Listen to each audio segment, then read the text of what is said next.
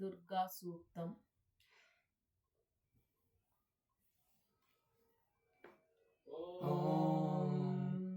जातवेदसे सुनवामसो ममराति यतो निदहाति वेदः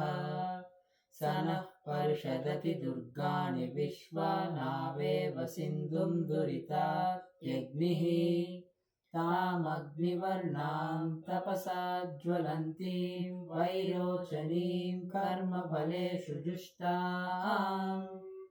दुर्गां देवीगुं शरणमहं प्रपद्ये सुतरसितरसे नमः अग्ने त्वं पारयानव्यो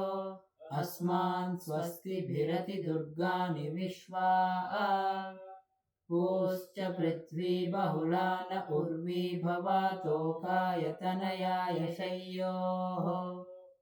विश्वानि नो दुर्गः जातवेदः सिन्धुर्न नावादुरितातिपर्षि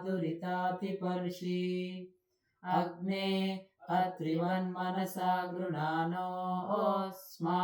बोध्यविता तनूनाम् पृतनाजितगुं सहमानमुग्रमग्निगुं हुवेम परमात् सदस्तात्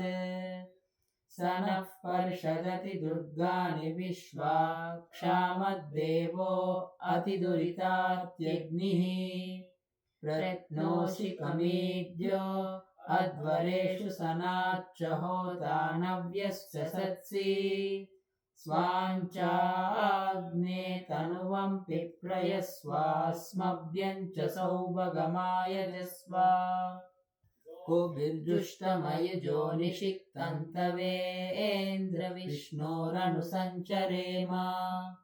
नाकस्य पृष्ठमपि संवसानो वैष्णवी लोक इहमादयन्ताम् कात्यायनाय विद्महे कन्याकुमारि धीमहि तन्नो दुर्गिः प्रचोदयात् ॐ शान्तिः शान्तिः शान्तिः।